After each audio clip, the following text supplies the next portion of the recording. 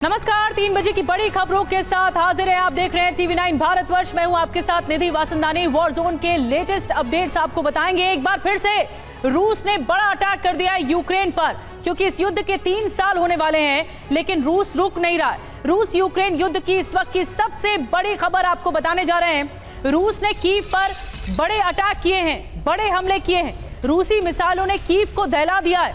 1 की मौत हुई है, 20 लोगों के घायल होने की खबर है।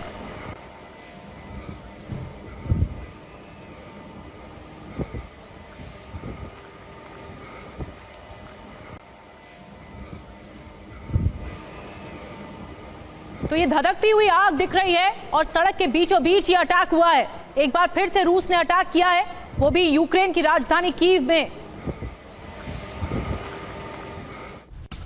एक और बड़ी खबर आपको बता दें, ज़ेलेंस्की के गृहनगर क्रीवी री पर भी रूसी हमला हुआ है। घर बैठे अच्छा मुनाफा कमाना सब चाहते हैं। कैंडल मेकिंग बिजनेस से ये सपना पूरा करें। जानने के लिए फ्रीडम ऐप डाउनलोड करें। क्रीवी री के सरकारी ऑफिस पर मिसाइल से अटैक हुआ है। 2 मंजिला इमारत पर गिरी है मिसाइल। 6 लोग जख्मी हो गए। हमले में 20 गाड़ियां जलकर खाक हो गई।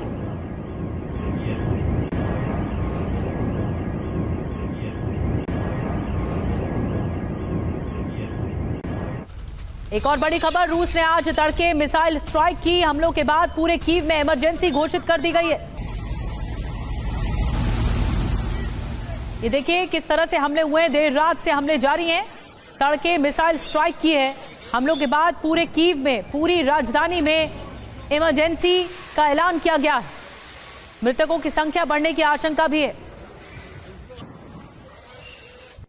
एक और बड़ी खबर, हमलों के बाद कीव का एयर डिफेंस सिस्टम सक्रिय हो गया है। रूस की कुछ मिसाइलों को रोका गया है।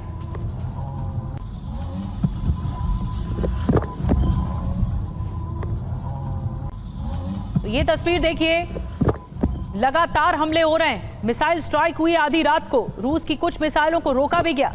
जो डिफेंस सिस्टम था कीव का, वो एक्टिवेट हो गया।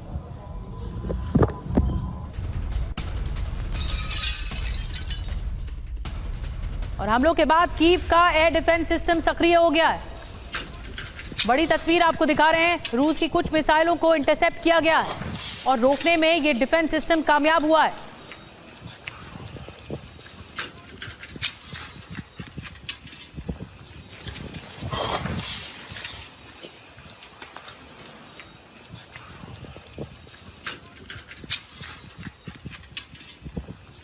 अब आपको बताते हैं कि जो बारूदी प्रहार हुआ है रूस की तरफ से, वो किस तरह का अटैक था। पुतिन की धमकी के बाद रूस का यह हमला हुआ है। दरअसल पुतिन ने धमकी दी थी, सुबह से ही बैलिस्टिक मिसाइलों से भीषण अटैक किया गया। किंजल मिसाइल से कई इलाकों में एयर स्ट्राइक कर दी गई। हवाई हमले में दर्जनों गाड़ियां जलकर खाक हो गई। 630 आवासीय भवन और 16 अस्पतालों में बिजली ठप हो गई है। 17 स्कूलों को भी बिजली सप्लाई बंद कर दी गई है। पूरे यूक्रेन में एयर डिफेंस सिस्टम एक्टिव हो गया है, लेकिन नुकसान ऐसा लग रहा है ज्यादा हुआ है।